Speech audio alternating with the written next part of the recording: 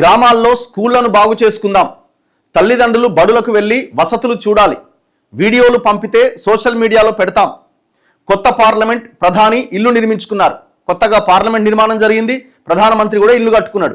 మరి కొత్త స్కూల్ ఎందుకు నిర్మించలే? సిజేపీ ఫౌండర్ అభిజిత్ దీప్కే వీడియో సందేశం.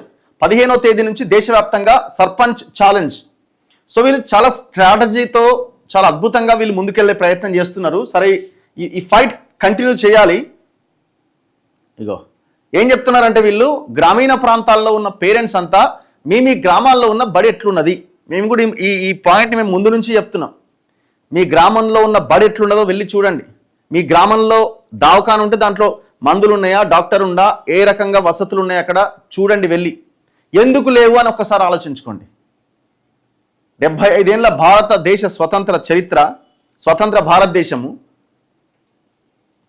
13 ఏళ్ళు తెలంగాణ వచ్చి, తెలంగాణ దేనికి తెచ్చుకున్నాం?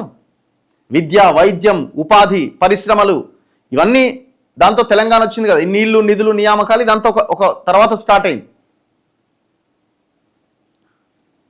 సో అందుకే ప్రతి పేరెంట్, ప్రతి ఒక్కరు మీ గ్రామంలో ఉన్న బడి ఎట్లున్నది, మీ గ్రామంలో ఆర్ మీ మండలంలో ఉన్న హాస్పిటల్ ఎట్లున్నది, మీ గ్రామంలో హాస్పిటల్ లేకపోతే అరే 2000 జనాభా ఉంది మా గ్రామంలో, దవాఖాన ఎందుకు లేదు ఆలోచించండి. ఇది మనం ఆలోచిస్తే మనం నిజాయితీ గల వాళ్ళని గెలిపించుకోవడానికి అవకాశం ఉంటుంది. వాడు ఇచ్చేది జస్ట్ ఆ ఎలక్షన్ టైంకి ఇచ్చే నీ 2000 రూపాయలు తప్ప ఇంకొకటి ఏం లేదు. 2000, 5000 లెక్క వేయండి. వాడిచ్చే 2000 రూపాయలు డివైడెడ్ బై 365 డేస్ ఎంత వస్తున్నది? ఆటానన్న వస్తున్నదా నీ రోజుకి? 50 పైసలన్నా నీ చేతికి వస్తున్నదా ఎవ్రీ డే? నువ్వు ప్రతిరోజు ఖర్చు పెట్టేది ఎంత, వాడు ఇస్తున్నది ఎంత నీకు ఓటు సమయంలో? ఇది ఆలోచించకపోతే మన భవిష్యత్తు అయిపోయింది. ఈ జనరేషన్, నెక్స్ట్ జనరేషన్ సంగతి ఏంది? జెన్జీ పరిస్థితి ఏంది? జెన్ ఆల్ఫా పరిస్థితి ఏంది? ఆ తర్వాత వచ్చే జనరేషన్ ఏంది? ఇట్లనే బతకాలన్నా మీ పిల్లలు అందరూ కూడా. గ్రామీణ ప్రాంతాల్లోని ప్రభుత్వ పాఠశాలల స్థితిగతులు మెరుగుపరిచేందుకు జాతీయ స్థాయిలో ఒక ప్రచార ఉద్యమాన్ని ఆగస్టు 15వ తేదీ నుంచి చేపట్టబోతున్నట్లు కాక్రోచ్ జనతా పార్టీ వ్యవస్థాపకుడు అభిజిత్ దీప్కే ప్రకటించారు. అదే రోజు మహారాష్ట్రలోని హింగోలి జిల్లా పరిధిలో తన గ్రామ సర్పంచ్ను కలిసి అక్కడి ప్రభుత్వ పాఠశాలల్లో మౌలిక వసతులు అభివృద్ధి చేయాలని కోరబోతున్నట్టుగా చెప్పారు. ఈ మేరకు మంగళవారం ఒక వీడియో సందేశాన్ని దీప్కే విడుదల చేశారు. సర్పంచ్ ఛాలెంజ్ పేరుతో చేపడుతున్న ఈ కార్యక్రమంలో భాగంగా పాఠశాలలను మెరుగుపరిచే బాధ్యతను గ్రామ సర్పంచ్లు తీసుకోవాలని పిలుపునిచ్చారు. వీడియో ఉంది చుట్టూ. గ్రామాల్లో స్కూళ్ళ అభివృద్ధికి ముందు తర్వాతి ఫోటోలను, స్కూళ్ళ డెవలప్మెంట్కి ముందు ఆ తర్వాతి ఫోటోలను సిజేపీకి పంపిస్తే అలాంటి సర్పంచ్లను అభినందిస్తామని ప్రకటించారు. తల్లిదండ్రులు తమ పిల్లలు చదివే ప్రభుత్వ పాఠశాలకు తప్పకుండా వెళ్ళి అక్కడ శుభ్రమైన తాగునీరు, విద్యుత్, వాష్రూమ్లు తదితర వసతులు ఉన్నాయా, ఉంటే అవి ఎలా ఉన్నాయో చూడాలి. మధ్యాహ్న భోజనం నాణ్యతను పరిశీలించాలి. వసతులపైన వీడియోలు తీసి వాటిని contact@cockroachjanataparty.org దానికి మెయిల్ ద్వారా పంపిస్తే సిజేపీ సోషల్ మీడియా పేజీల్లో ప్రదర్శిస్తామని దీప్కే తెలిపారు. ఆగస్టు 15వ తేదీన 80వ స్వాతంత్ర దినం. ఈ 80 ఏళ్ల కాలంలో ఎక్కువ నిర్లక్ష్యానికి గురైంది గ్రామీణ ప్రాంతాల్లోని ప్రభుత్వ బడులే.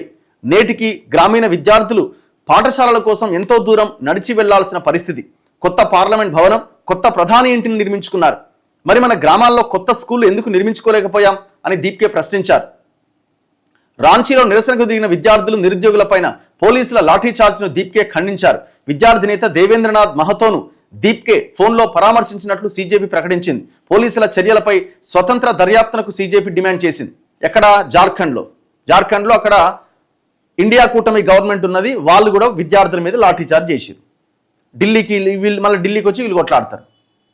అంతా ఒకటే. ఈ పార్టీల వల్ల ఈ దేశం మారదు. ప్రధానమంత్రి కొత్తిల్లు కట్టుకున్నాడు, పార్లమెంట్ భవనం కట్టిండు, అన్ని కట్టిండు. సేమ్ ఈడ కూడా అట్లే ఉంది కదా. పోయిన గవర్నమెంట్ హయాంలో ఈయన సెక్రటేరియట్ కట్టిండు, అది కట్టిండు, ఇది కట్టిండు. ఈయన రేవంత్ రెడ్డి అధికారంలోకి వచ్చిన తర్వాత 60 కోట్లతో ఆడ ఇంటికి దగ్గరగా ఉంటట్టు ఆడ మా మర్రి చెన్నారెడ్డి మానవ వనరుల అభివృద్ధి సంస్థలో బిల్డింగ్ కట్టుకున్నాడు 60 కోట్లతోటి. ఆన్లైన్ రివ్యూలు కదా ఇప్పుడు అన్ని. సెక్రటేరియట్కి వస్తలేడు.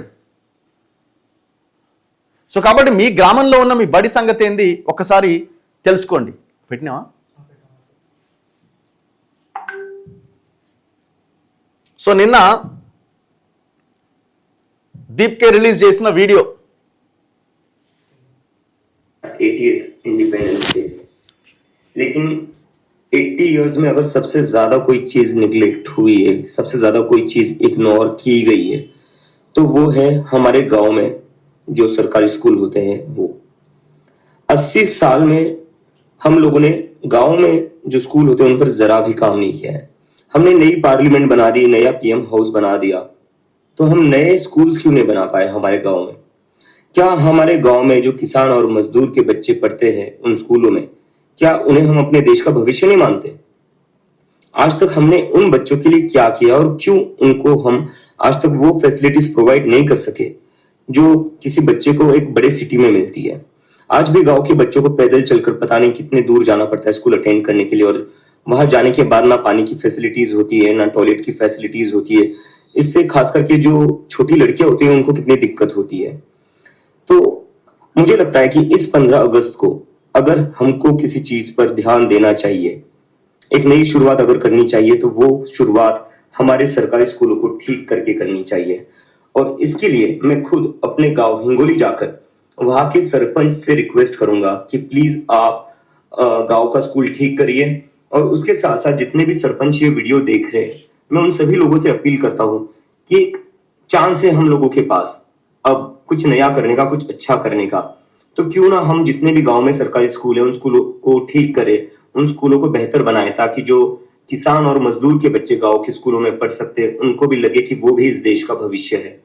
तो अगर गांव के सरपंच अपने गांव का स्कूल ठीक करते हैं, तो हम उसके बाद उन स्कूलों के फोटो लेकर उस सरपंच का नाम भी बताएंगे और गांव का नाम भी बताएंगे।